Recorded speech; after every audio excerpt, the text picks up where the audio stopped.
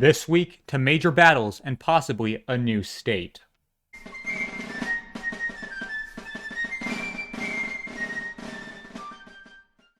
First thing this week is that first battle of Chickasaw Bayou, Mississippi.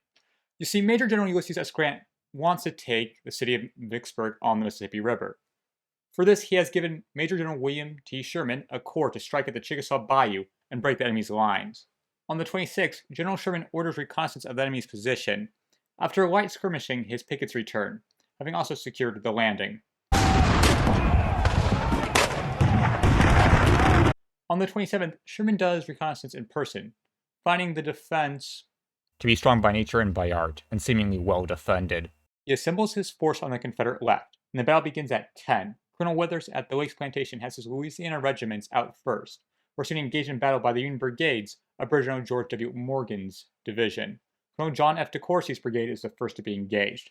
He is aided by naval fire on the enemy's position, and after 2 hours, he beats them back. But it's too late to follow up on the victory. The Union also failed on the eastern side of the bayou, pushing the enemy, but not quickly enough to win the day. On the morning of the 28th, things got even worse. Fog choked the battlefield, and on the Union's left, early movement was beaten back by deadly sharpshooters and destructive artillery fire.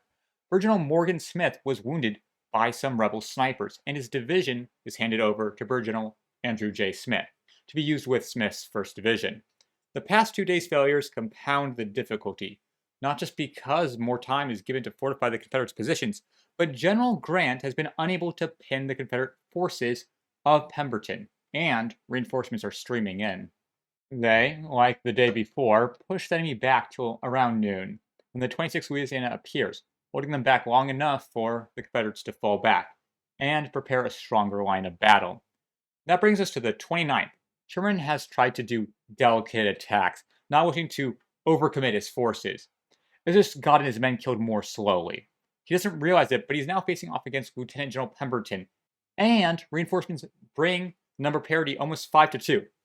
Yeah, Sherman still has the enemy greatly outnumbered. Today will be the Great Charge. On the Confederate left will be General Andrew J. Smith with the 2 Smith Division, and Blair's brigade from Brigadier General Frederick Steele's division, bringing him to 5 brigades in total. General George W. Morgan has his division and the rest of Steele's division. The Confederates have the brigade of Brigadier General Vaugh on their far left, then Brigadier General Gregg, then protecting his flank, Brigadier General Barton, who holds the center at the Indian Knoll, with General Stephen D. Lee and his division holding the rest. The problems for the Union start before daylight. Morgan was supposed to have a pontoon bridge over the bayou by daybreak. Instead, his engineers pontooned over McNutt Lake. Artillery opens fire again in the morning. Morgan tries to get his bridge in the right place, requiring him to start all over again. But the work is hard with enemy cannons and sharpshooters striking down any advancement. At 11, the cannons fall silent, and the Union tries to make a mad dash towards the bayou, where they could find cover and suppress the enemy's fire or anything. They do make it to cover, but in the duel of muskets, they do not have the high ground. Right before noon, DeCourcy is given the order to attack the enemy further eastward. His brigade is immediately shot at from all sides as he approaches the enemy's abatis. They are broken into pieces, unable to return fire, and also unable to move forward efficiently. When they make it over the bayou, DeCourcy finds himself unable to exit the battlefield, as his men are forced to the ground and split up, trying to find any cover. General Steele only has 2 brigades on hand to support, Brigadier General Thayer's and Brigadier General Blair's. Blair is ordered to the extreme Union left, and Thayer is ordered to rescue DeCourcy. General Thayer forms a column with his Iowa regiment. At the head is the 4th Iowa, which Thayer joins. His men have to double quick get over the bayou. The 4th is alone, though, because General Morgan, who was given command of the division, took the rest of the regiments to move further right. Thayer desperately tries to find reinforcements. He leaves the 4th in abandoned enemy rifle pits, unable to advance and unable to retreat. Colonel Williamson of the 4th disagrees, and after standing alone for 40 minutes withdraws. He does it without being caught up in the Confederate counterattack, which is devastating. General Lee captures 232 men and 4 colors.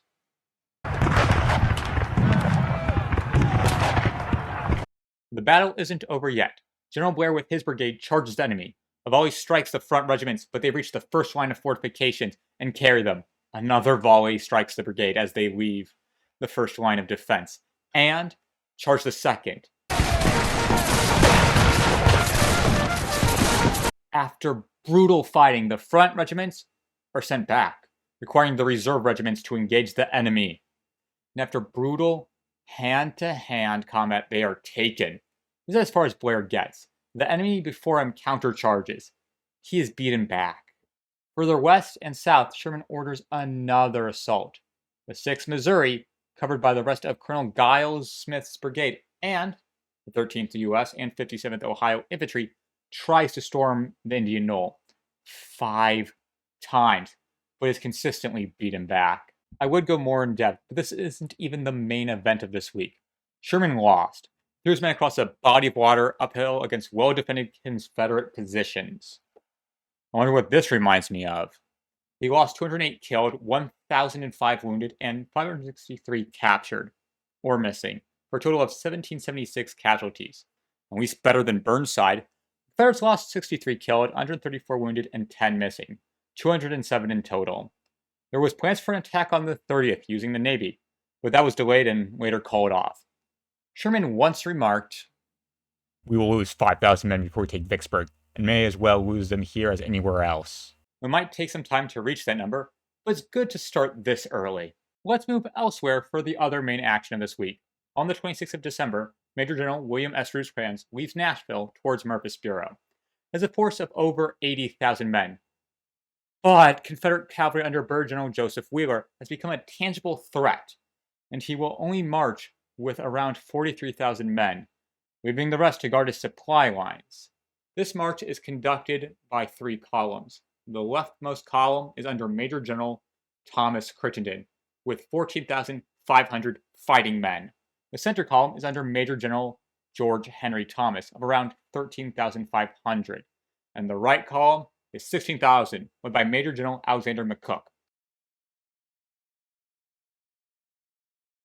Rosecrans arrives opposite the enemy on the evening of the 29th. Things take a turn for the worst immediately as General Wheeler rides around his army, capturing nearly 1,000 men and capturing 4 wagon trains. On the 30th, Rosecrans makes his battle lines parallel to full General Braxton Bragg's, his opponent. Surprisingly, the Army of the Cumberland doesn't assault. Bragg's Army of the Tennessee is safe. Rosecrans is worried about cavalry and wants to take his time, but he is ready to assault the rebels on the 31st. After breakfast, Bragg is ready to assault Rosecrans on the 31st at dawn. Dawn, 6 a.m., just north of Murfreesboro at Stones River. Lieutenant General William J. Hardee begins the battle. The Confederates advance within 200 yards when Brigadier General Richard W. Johnson's 2nd Division, right wing, his artillery open up into Brigadier General Ector's brigade from Major General John P. McCown's division.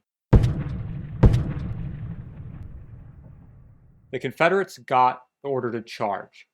They unleashed a volley and moved forward with the bayonet, scattering the Union pickets and making the first gains of the day. All these gains are on the Union's right flank.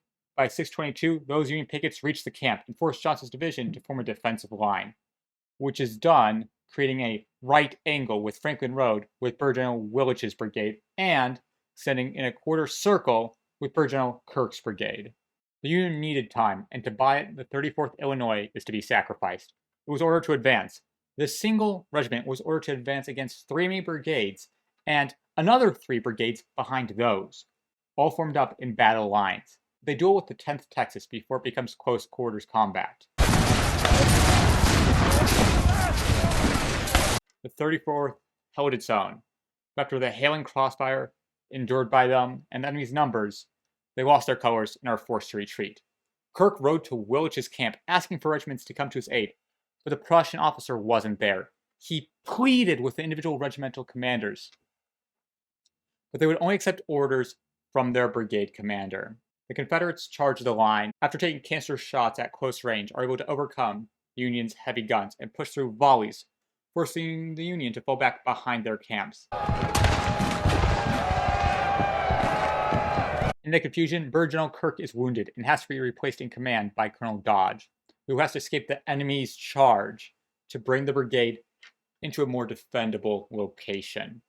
The center of the brigade fell back in an embarrassing moment. The 30th Indiana broke after receiving 2 wounded. The 29th didn't get any long volleys because of an incorrect deployment of skirmishers. Although, they did open fire when the enemy was in close range at 20 yards. In a desperate attempt to retrieve the day, the 77th Pennsylvania is sent out to recapture Captain Edgerton's battery of the 1st Ohio that was lost. Instead, they are deceived by a Texas battery and take 4 canister shots, which breaks them. Kirk's line is broken. That leaves Willich to plug the hole in the Union's formation. But can he do it? Willich's men heard the sounds of muskets early in the morning, but paid them no mind. It isn't until Kirk's broken brigade comes running into breakfast do they realize they are needed. The stampede of broken Union soldiers makes it impossible for Willich's regiments to form a line, when they are soon struck by gunfire from General Ector's brigade. The 89th Illinois gets off a single volley before falling back. The 15th Ohio is confused and after nonsensical commands gets off a broken volley. Willich's artillery gets off inflating fire, but are soon captured. General James Rains, a Confederate brigade commander, also under McCown, makes the last push, with General McNair's support, the final of McCown's brigade commanders. Old General Bragg at headquarters gets the report. 800 enemy killed or wounded, 1,000 captured, and 9 guns. General Johnson's division has been broken. McCown's division, having taken on an enemy division, has now begun to drift from their planned line of assault. But, no matter, because a more experienced division behind moves up to continue the assault. Major General Patrick Cleburne's. He has 4 brigades that he wishes to use in a door-closing fashion to break the Union's defensive line. The geography, mixed with the complicated nature of the movement, requires time, and when the rebels are ready, they move towards Trioune Road, where they receive Federal sharpshooters' fire.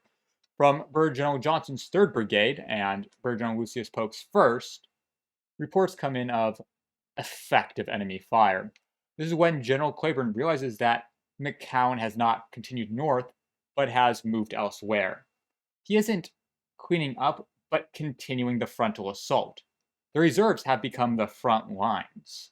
Back to the Union. Colonel Post leads the 1st Brigade from Brigadier General Jefferson C. Davis's division. He has had his men awake since 4 a.m., fearing an enemy attack, and his pickets have confirmed his fears. His brigade forms a line of battle perpendicular to Gershom Lane. 2 of his regiments are behind a rail fence. The rest make as much defense as they can. Luckily, General Davis comes in and reinforces the line, as does the 77th Pennsylvania and the 29th Indiana from Kirk's brigade.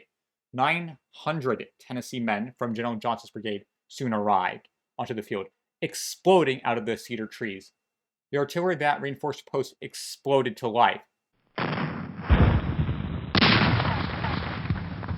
cutting down swaths of enemy men, opening up 20-foot wide holes in the rebel lines. The rebels continue to advance until 150 yards, when fire from Illinois infantry stops their advance. Artillery continues to stop any effective resistance from the Tennessee infantry. General Johnston gets the Mississippi Flying Artillery to conduct counter-battery fire, which disables one of the Union's guns. The 59th Illinois forms with bayonets around it, ready to hold their exposed position. A charge from the 17th Tennessee is beaten back with canister shot. The guns are withdrawn. Colonel Post decides now is the time to withdraw. After 3 couriers with this order are shot down, he is able to fall back in good order. General Johnson then advances, and his brigade suffers. As Larry Daniel puts it, 20 minutes of bloodletting. When the rebel regiment gets within range, they duel with the Illinois regiments and exchange 20 volleys. The Illinois regiments don't break. They fall back in good order. Further north, Colonel Baldwin of the Union is beaten back by Brigadier General Liddell of the Confederacy. Colonel Carlin's brigade, the second of Brigadier General Jefferson C. Davis's brigades, comes to the rescue, but can only prevent the complete destruction of his comrades. They are all forced to fall back. The Confederate cavalry moves further west and strikes at the Union's two cavalry brigades, under Colonel Minty and Zam. Engaging with the Union's horsemen and trying to capture enemy supplies takes General Wheeler out of the battle for the remainder of the day. Moving towards the center of the Union line is General Sheridan's division. With Sheridan is the final brigade of Jefferson C. Davis's division under Colonel Woodruff. He is attacked at 7 by Colonel Loomis's brigade of Major General Withers' division of the Confederacy. Colonel Loomis is wounded and command falls to Colonel Coltart. Just as Coltart takes the lead, Union artillery mowed down the Alabamian regiments. Yet they advance, meeting up against Illinois regiments and the 81st Indiana. After hard fighting from both sides, as the 25th Illinois and 81st Indiana give way, the Confederates charge. After the disorganized Federals. This opens their flank up to the 35th Illinois, which unleashes its fire. The 25th and 81st rally and countercharge, sending the enemy brigade back. The 24th Wisconsin opens fire into new exposed Confederate regiments of Colonel Loomis's brigade, who wheel left and charges the Wisconsin men, who are just raw recruits. They never make contact, as the order to fall back is given. In total confusion, leaving open the flank of the 36th Illinois. Sill's brigade, with the 24th Wisconsin and 36th Illinois, along with 2 other regiments, lays on a knife edge. But after 30 minutes, the 36th counterattacks, saving the day, and in conjunction with Woodruff's counterattack, breaks the enemy. The enemy do regroup and are repulsed once again, leaving the attack to Major General Benjamin Cheatham's division of Polk's command. Cheatham is late and drunk and very ill-prepared. Luckily, the enemy before him is tired. He sends the 4th Brigade under Colonel Alfred Vaughn, unsupported, into the same meat grinder, getting similar results. He sends in Colonel Manigault to strike against Sill's brigade. Withering fire breaks the advance, forcing the Confederates back. Oh, and the colonel of the 34th Alabama, winded, falls behind his men, where he is told that he will be captured if he doesn't hurry. The colonel then takes a piggyback ride to Confederate lines. Is this a myth, a funny story told around that was repeated until it became fact? Probably, but I hope to God it's true. The Union artillery suffers no counter-battery fire, cutting holes in the enemy lines even when out of musket range. The Confederates regroup and redouble the effort, charging again before being shot to pieces by the victorious Union line. But by now, Sheridan has been running low on ammunition. His brigades have spent all of their bullets and have to fall back. The rest of his brigades slam into Polk's brigades, buying time for the Union to reform the line north of Wilkinson's Pike in cedar trees, limestone rocks, and other very defendable positions. Some Chicago men think it's similar to slaughter pens. The Confederates continue their assault onto this slaughter pen. Colonel Schaefer, Sheridan's 2nd Brigade, meets with the enemy's first line. Colonel Roberts, controlling the 3rd Brigade, assists the 2nd Brigade in repulsing the enemy. The Confederates redouble their efforts, aiding the next charge with an added brigade, but Colonel Roberts holds stubbornly, his men using the rocks to defend themselves and unleash walls of lead from cover. More assaults are had, but the slaughter pen's defenses are too strong to be pierced. But Sheridan is once again running low on ammunition. Major General Rosecrans soon learns of the battle. His right wing is broken, and the center is about to break. He cancels his assault in the north and rushes to reinforce the south. He also tries to rush General Sheridan's aid. He has Major General Lovell Rousseau's brigade form on the rear and have Sheridan fall back from the slaughter pen. Sheridan has bought time for the Union. He thought he would have to sacrifice everything, but after blunting and repulsing the main Confederate thrust, he is able to fall back with only 1/3 of his men gone. Yay? As the men begin to fall back, Brigadier General Alexander Stewart of the Confederacy takes on Colonel Roberts' brigade, killing the colonel. Confederates soon try to encircle the Union, but Brigadier General James Negley sends out his 3rd Brigade under Colonel John Miller to rescue them, allowing for the Union to reform a new, strong line. Colonel John Betty, 2nd Brigade of Rooseves' division, never got the order to fall back. It continued to blunt the enemy's assaults. The Union reformed at Nashville Pike, and the Confederates, in hot pursuit, sent forth Brigadier General Chalmers' brigade, which is so poorly equipped, some of the men have sticks. Yeah, just sticks. Unsurprisingly, after 30 minutes of trading fire with Brigadier General Cruft's Union Brigade, these stick wielders are forced to fall back. Cruft is from General Palmer's division, which soon suffers more assaults from the enemy, but these assaults aren't able to break the Union line.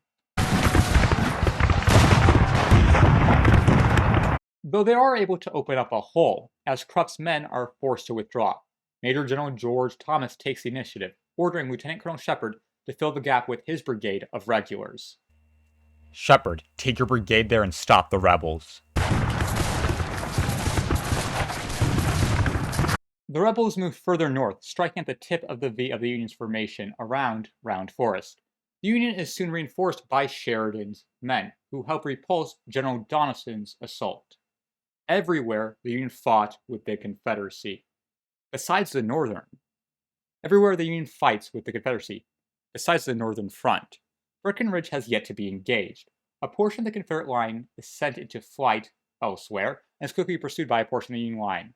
That is a mistake, as those pursuing brigades are hit by musket fire, and a hole has been once again opened in the Union line.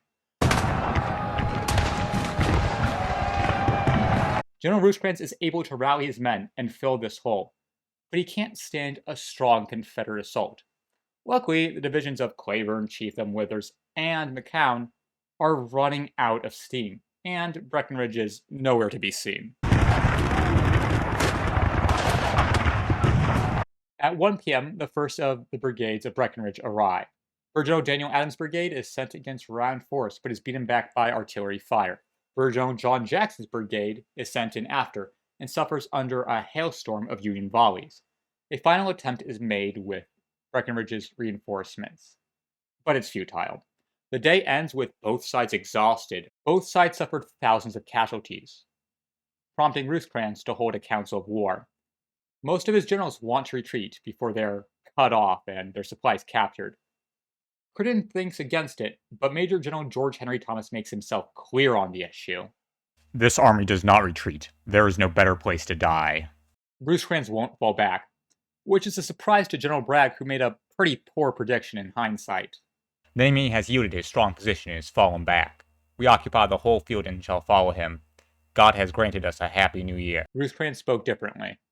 After careful examination and free consultation with corps commanders, followed by a personal examination of the ground, it was determined to await the enemy's attack in that position. Should not the enemy attack, offensive operations should be assumed. On the 1st, Rosecrans orders General Van Cleve to move his division to the nearby heights protecting river crossing. But there is no battle, neither side blinks. Then there's Sickles. He does something special for New Year's. On New Year's Eve, he creates a feast for 200 in a tent with splendor, flags, garland, Chinese lanterns, out-of-season flowers, and everything that can be thought of. He has Delmonico himself come down for dinner. Whiskey and champagne bottomless, only the most fine wines. Already counts of the banquet mentioned the alcohol flowing like rivers. He entertains 4 nobles, fellow generals, and a princess. And that's where the week ends, with failure, opportunity, and continuation. First, failure at Chickasaw Bayou, where General Sherman recreated Fredericksburg quite well. The West has always been where good news comes from, and General Grant with Forts Henry and Donelson and Shiloh should be giving us good news. All I can say is that at least it doesn't have anything to do with his most recent order. Then there's opportunity. Not discussed yet, but Burnside has come up with a new offensive. It horrifies his officers, but it just might be what the US needs to get back on track. And President Lincoln signs into law an act admitting West Virginia as a state, on the condition they gradually abolish slavery. Then there is continuation with the Battle of Stones River. It will continue into next week, either securing Tennessee once again for the Union, or forcing the battle for the state to be fought once more. All I can say is that as 1863 arrives, the war is not quite or even close to being over. It might continue for many more months. This bloody war that has claimed so many will not cease till the fields are drenched with blood, and the machines of conflict have devastated all that it can.